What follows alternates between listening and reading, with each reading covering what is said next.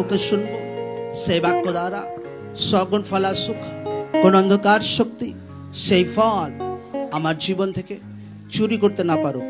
ধন্যবাদ যিশু, thank you Jesus. Amen, amen. ঈশ্বর নামে জোর সে তারিফ করি সকলে। সকলে লুক চ্যাপ্টার 19 অধ্যায় 28 পদ থেকে আমরা বার করব। এই সকল কথা বলিয়া তিনি তাহাদের অগ্রে অগ্রে চলিলেন, জেরুজালেমের দিকে উঠিতে লাগিলেন। পরে যখন জৈতুন নামক পর্বতের পার্শ্বস্থ বৈঠকী ও বৈথনিয়ার নিকটবর্তী হইলেন, তখন তিনি দুইজন শিষ্যকে পাঠাইয়া দিলেন, বলিলেন, ওই সম্মুখস্থ গ্রামে যাও, তথায় প্রবেশ করিবা মাত্র একটি গর্দব্য শাবক বাঁধা দেখিতে পাইবে, যাহাতে কোনো মানুষ কখনো বসে নাই, সেটি খুলিয়া আনো। আর যদি কেহ তোমাদিগকে জিজ্ঞাসা করে, এটি কেন খুলিতেছ, তবে এইরূপ বলিবে, ইহাতে প্রভুর প্রয়োজন আছে।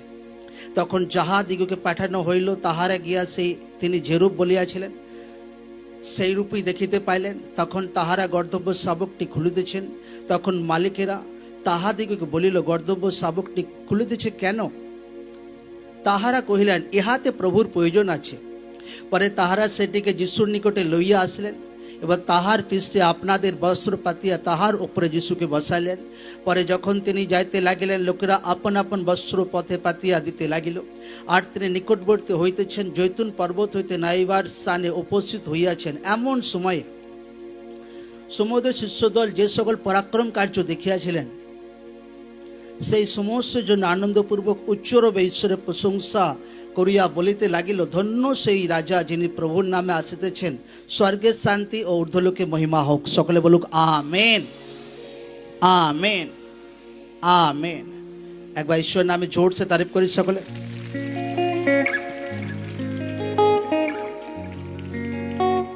হালেলুয়া। লোকরা জানে পবিত্র সপ্তাহ পড়ে গেছে, আর লাগাতার এই টাইমে ঈশ্বরের আত্মা লোকদের জীবনে বহুত পরিমাণে কাজ করে। লাগাতার আমরা যদি বাইবেলে দেখি, তো এই টাইমগুলো বহুতই মূল্যবান টাইম ছিল।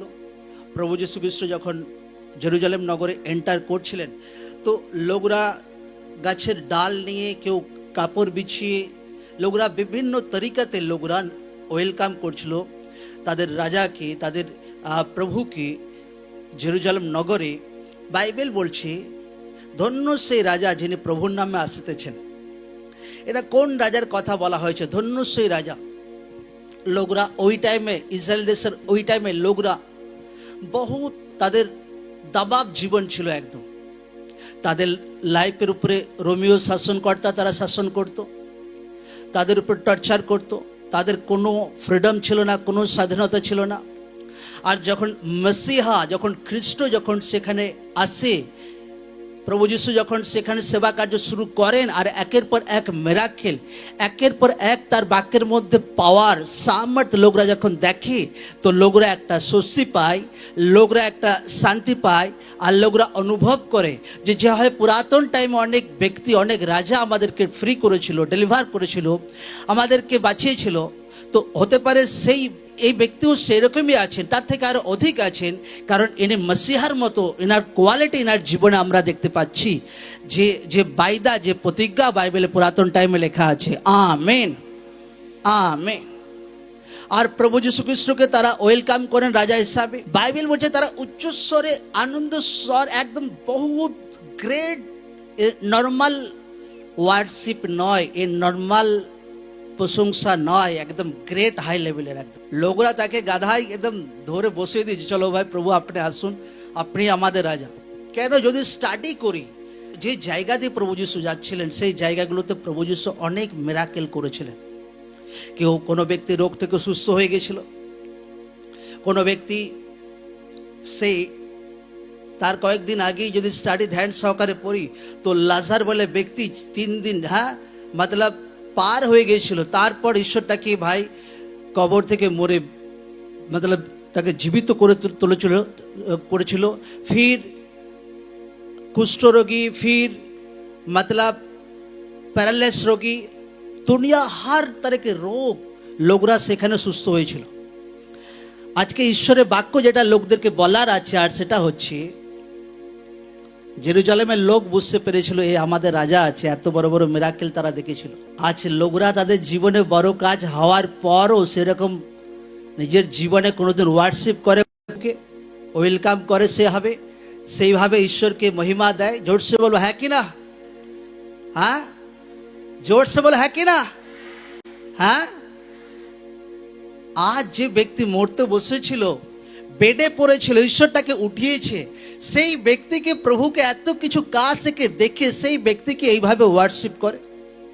বাক্য বলছে এত তারা ওয়ার্শিপ করছিল, এত তারা প্রশংসা করছিল, হোসান্না, হালেলুয়া, ঊর্ধ্বলোকে ঈশ্বরের মহিমা হোক। তো বাকি লোকরা বলছে চুপ করো, চুপ করো।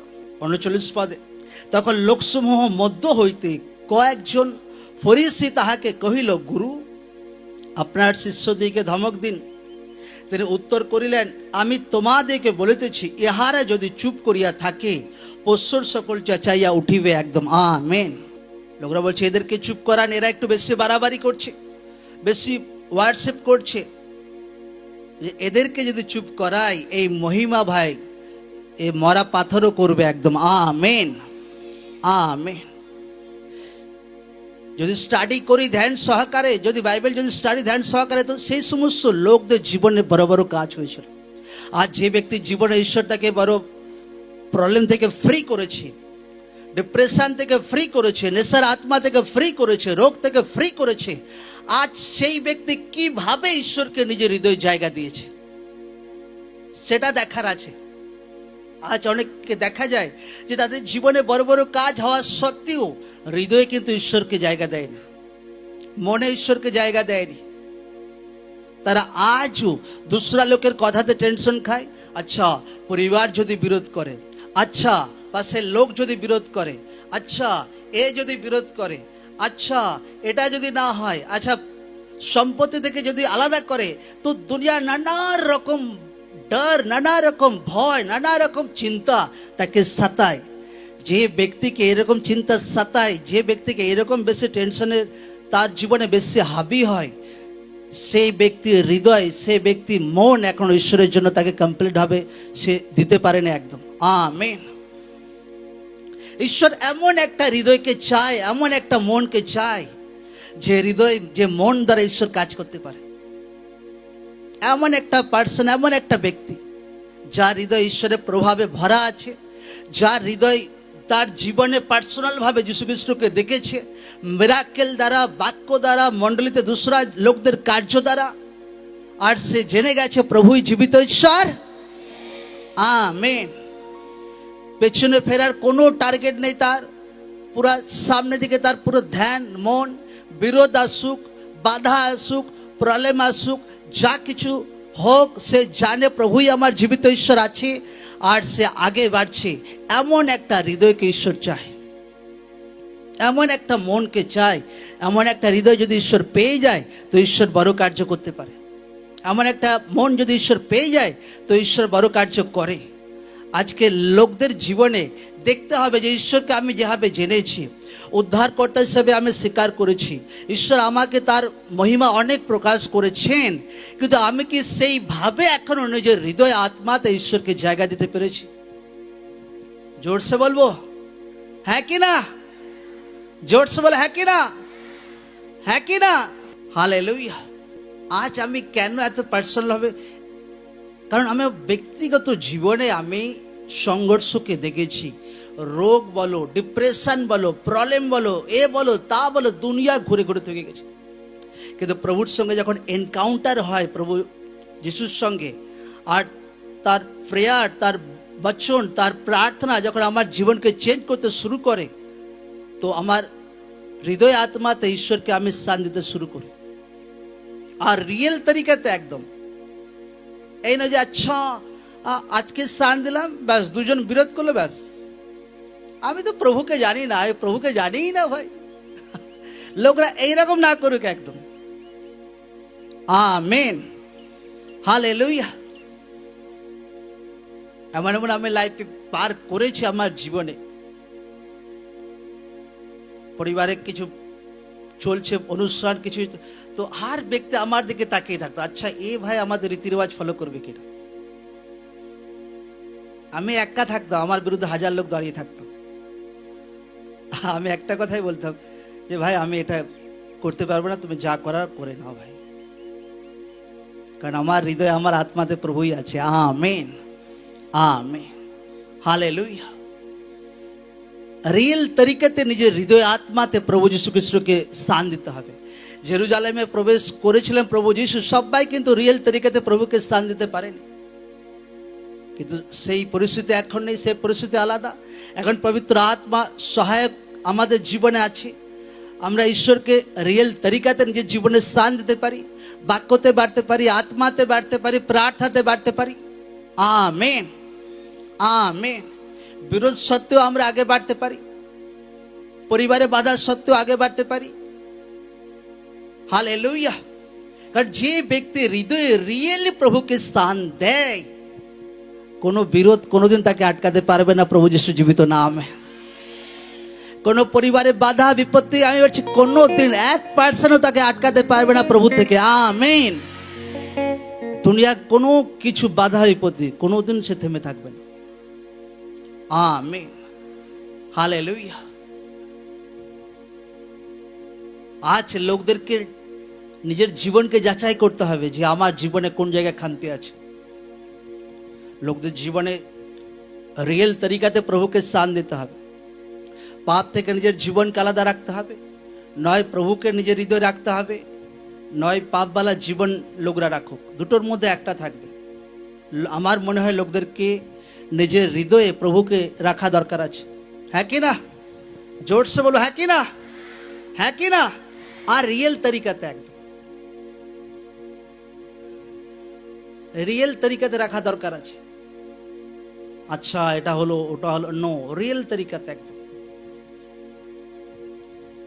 আজ আমরা যখনই কারোর সঙ্গে সাক্ষাৎ হয়, আমাদের পরিবার, আমাদের রিলেটিভ, আত্মীয়রা, তো কথা হতো তো ঠিক আছে, কিন্তু ট্রাই আমাদের থাকে যে আচ্ছা কোনো একটা মণ্ডলীর টেস্টিমনি তাকে শুনিয়ে দিই, দেখিয়ে দিই ইউটিউব থেকে বার করে। আচ্ছা এই দেখো আমাদের প্রার্থনা হয়েছিল 22-23 তারিখে।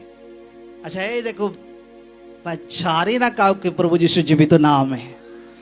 Amen, hallelujah. কাউকে ছাড়ি না আমরা। যীশু খ্রিস্ট ধর্ম আর জাত চেঞ্জ করতে আসেনি ভাই, প্রভু যীশু খ্রিস্ট জীবন চেঞ্জ করতে এসেছে। কি চেঞ্জ করতে এসেছে?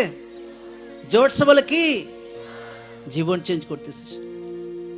ধর্ম যদি চেঞ্জ করতে আসতো তো আগে ভাই আমার নামের আগে আমার কিছু অ্যাড করতে হতো, যে আচ্ছা এই নাম ভাই অ্যাড করতে হবে। তবে ভাই আমি যখন প্রার্থনাতে এসেছিলাম, কেউ আমাকে কোনোদিন জিজ্ঞাসা করেনি যে তুমি কোন জাতের আছো, কোন ধর্মের আছো। আচ্ছা রোগে ফেসে আছো, ঠিক আছে, প্রভুকে বিশ্বাস করো, ব্যাস। আর কিছু আমাকে কেউ কোনোদিন বলেনি। কিন্তু যখন লোকরা বাক্য জানে না, তখন ভাবে আচ্ছা প্রভু মতলব এখানে ধর্ম চেঞ্জ হয়। ভাই লোকরা দেখেছিল একটা ঋত্বিক রোশনের একটা ফিল্ম বেরিয়েছিল, হ্যাঁ কি মিল গয়া, হ্যাঁ ইউদরা ভালোভাবে জানে একদম। সেটাতে এলিয়েনকে দেখানো হচ্ছে, দেখানো হচ্ছিল কিনা? হ্যাঁ লোকরা দেখেছে কোনোদিন এলিয়েন? হ্যাঁ জোরসে বল, কোনোদিন দেখেছে লোকরা এলিয়েন?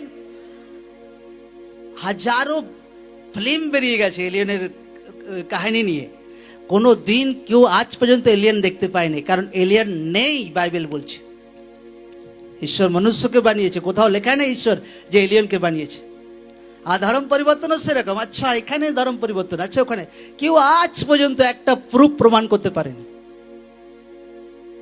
কোনো দিন কেউ প্রমাণ করতে পারে না আজ পর্যন্ত দুনিয়াতে। আমাদের পাস্টারের লাখো মণ্ডলীকে দেখেছি, 4-4 লাখ 5-5 লাখ মণ্ডলী মেম্বার, তা শুধু একটাই লোকদের আরোপ, কিন্তু একটা আজ পর্যন্ত একটা সিঙ্গেল কেস প্রমাণ হয়নি একদম। Amen, hallelujah. আজ লোকরা প্রার্থনায় বসেছে, এখানে কি পয়সা লেগেছে? জোরসে বলো হ্যাঁ কি না? না কাকে পয়সা দিয়ে বসানো হয়েছে এখানে? হাত ওঠাক দেখি। হালেলুয়া। আরে লোকরা আমাকে বলুক কোথায় ভাই, তো আমি নেওয়ার জন্য রেডি আছি। তো মন্ডলী অনেক কাজ বাকি আছে, সেগুলো করতে পারবো। কোনো জায়গা আজ পর্যন্ত কেউ কোনো দিন, কারণ টোটাল এমন হয় না কোনো দিন দুনিয়াতে। প্রভু নেশা থেকে ছুটকারা দেওয়ার জন্য আজ সেই ব্যক্তিকে জিজ্ঞাসা করুন, আপনি যে ব্যক্তি বেডে মরছিল বেডে একদম। দুনিয়া হার জায়গা থেকে গেছে, আর যখন সে প্রভুকে বিলিভ করে, আজ বেড থেকে ফ্রি হয়ে, আজ সুস্থ হয়ে, আজ প্রার্থনাতে বসে আছে। আজ সেই ব্যক্তিকে জিজ্ঞাসা করে দেখুন আপনি যে যীশু খ্রিস্ট আপনার কি চেঞ্জ করেছে। আমেন। আজ সেই ব্যক্তিকে জিজ্ঞাসা করুন যে ক্যান্সার থেকে ফ্রি হয়ে বসে আছে, যে প্রভু তার জীবনে কি চেঞ্জ করেছে। আজ সেই ব্যক্তিকে জিজ্ঞাসা করুন যারা ভাই নেশা করে ড্রেনে পড়ে থাকতো, যে ঈশ্বর তার জীবনে কি চেঞ্জ করেছে, তার লাইফ চেঞ্জ করেছে, তার জীবন চেঞ্জ করেছে, তার পরিবারের শান্তি এসেছে, অনন্ত জীবনকে পেয়েছে, পাপকে ছেড়েছে। এই জীবন দেওয়ার জন্যই যীশু খ্রিস্ট এই দুনিয়াতে এসেছিলেন। Amen, amen. কিন্তু অন্ধকার শক্তির লোকদেরকে ইউজ করা টার্গেট রাখে, যেন কোনোভাবে ঈশ্বরের বাক্য আগে না বাড়ে। কিন্তু ঈশ্বর তার লোকদের সঙ্গে হামেশা আছে, প্রভু যীশু জীবিত নাম। ঈশ্বর তার মণ্ডলীর সঙ্গে হামেশা থাকবে, প্রভু যীশু জীবিত নাম। বাক্য বলছে, আমি তোমাকে, দুনিয়ার সারে লোক তোমাকে ছেড়ে চলে যাবে, কিন্তু আমি তোমাকে কোনোদিন ত্যাগ করবো না, কোনোদিন ছাড়বো না, প্রভু যীশু জীবিত নাম। আমি অনন্তকাল পর্যন্ত তোমাদের সঙ্গে আছি, থাকবো যুগানুযুগ পর্যন্ত, প্রভু যীশু জীবিত নামে।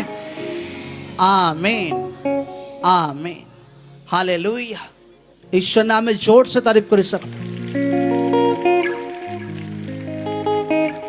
ঈশ্বরের বাক্যের গভীর ভেদকে ঈশ্বরের দাস দ্বারা জানার জন্য এবং আরও এই রকম ভিডিও দেখার জন্য আমাদের অফিসিয়াল ইউটিউব চ্যানেলটি সাবস্ক্রাইব করুন এবং পাশে থাকা বেল আইকনটি ক্লিক করুন, যাতে এই রকম আরও ভিডিও সবার প্রথমে আপনার কাছে পৌঁছায়।